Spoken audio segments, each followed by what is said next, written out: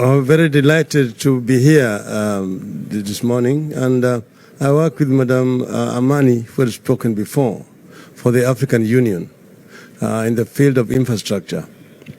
We all now agree that the aid era impoverished Africa, and that what Africa needs today is trade and investment. This is what has been accepted. But then the constraint here are two major factors.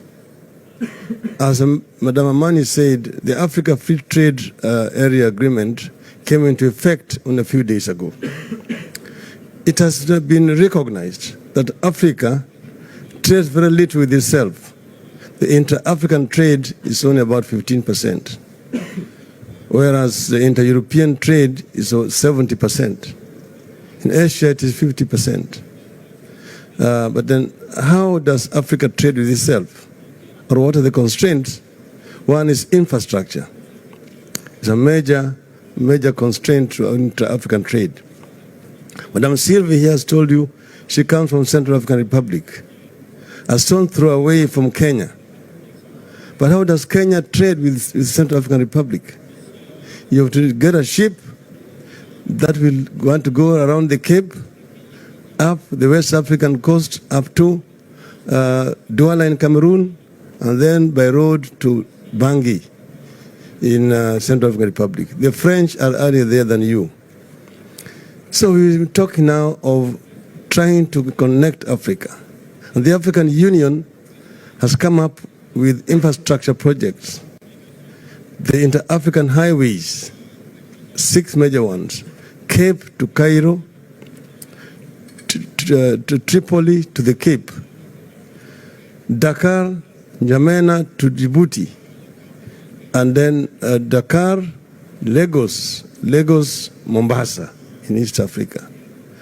Then there is Trans-African Beltway, the railway line from the port of Lamu in Kenya, through Juba in South Sudan, Bangui in Central African Republic, to the Cameroonian port of Douala, to create a Trans-African highway, railway line that links the Atlantic Ocean and the Indian Ocean and opens up these landlocked countries in the interior of the continent. That will make the trade easier within the continent. The other constraint is energy. Energy, because most of the African countries export many commodities. They export agricultural produce and minerals, in terms of oil and other solid minerals. There is need, and this is recognized in the continent, that there's need for value addition of these raw materials that are abundant in the continent. Africa is the richest continent on earth in terms of resources. So this is an area where Africa also requires investment in order to add value to these resources which are abundant in the continent before they are exported to the rest of the world. And here is where we need Russian investments. First, energy, because most of African countries are energy deficient. Some of our countries have oil, like Angola, Nigeria, Egypt, and so on, but others don't. That here we have, for example, a huge hydroelectric potential in the Congo River called the Inga Dam, with the potential to produce 110,000 megawatts of power.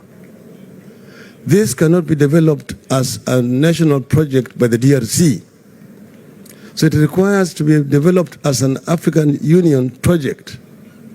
And investment is required in order to be able to tap this potential and interconnect the continent. We have the Southern African Power Pool, the Eastern African Power Pool, the Northern African Power Pool, the Central and the Western African Power Pool, which could all be connected. This is also another area where there could be opportunity for cooperation between Africa and Russia. Thank you. I raise my case. That was wonderful. Can I just have a round of applause for a fantastic panel, experts and brilliance, beautiful comments. Thank you so much. for me.